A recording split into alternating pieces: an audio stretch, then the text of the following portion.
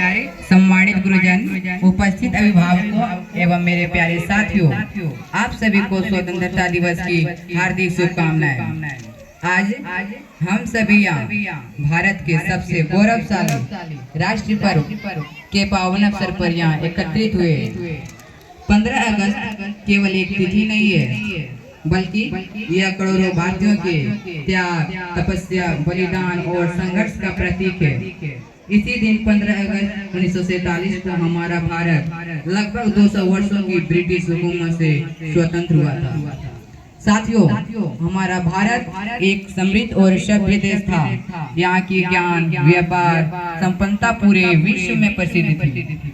इसी समृद्धि से आकर्षित होकर अंग्रेज ईस्ट इंडिया कंपनी के माध्यम से व्यापार करने भारत आए।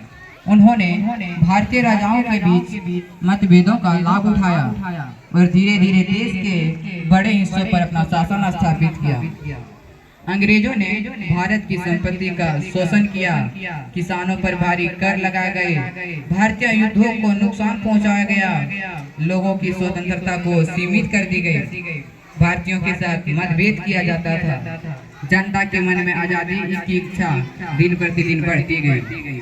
सन 1857 को भारत का पहला स्वतंत्रता संग्राम शुरू हुआ। वीर मंगल पांडे ने अंग्रेजों के विरुद्ध विद्रोह का बिगुल फूका। झांसी की रानी लक्ष्मीबाई, तात्या टोपे, बेगम हजरत महल, नाना साहब जैसे असंख्य वीरों ने अंग्रेजी शासन का डटकर मुकाबला किया। यद्यपि यह संघर्ष सफल नहीं हुआ, लेकिन पूरे देश में स्वतंत्रता की चेतना जगा दी। इसके बाद कई महान नेताओं और क्रांतिकारियों ने भी स्वतंत्रता आंदोलन को आगे बढ़ाया। महात्मा गांधी ने सत्य और अहिंसा के मार्ग को अपनाया। उन्होंने असहयोग आंदोलन, भारत छोड़ो, नमक सत्याग्रह आंदोलन के माध्यम से लाखों भारतीयों को एकजुट किया।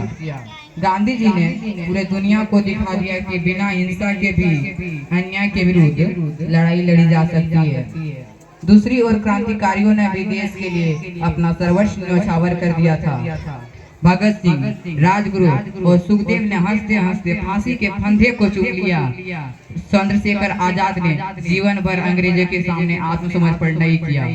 राम प्रसाद बिस्मिल, अल्फाज उल्ला खां, खुदीराम बोस, उधम सिंह जैसे अनेक वीरों ने अपने देश के लिए अपने प्राणों की आहुति दे दी।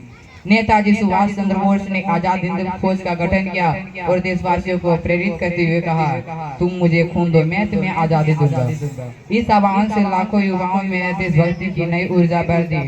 लंबे संघर्ष, असंख्य बलिदान और जन आंदोलन के बाद में अंग्रेजों को यह समझ आया कि अब भारत पे शासन करना आसान नहीं रहा। अंततः 15 अगस्त 1947 को हमारा भारत स्वतंत्र हुआ।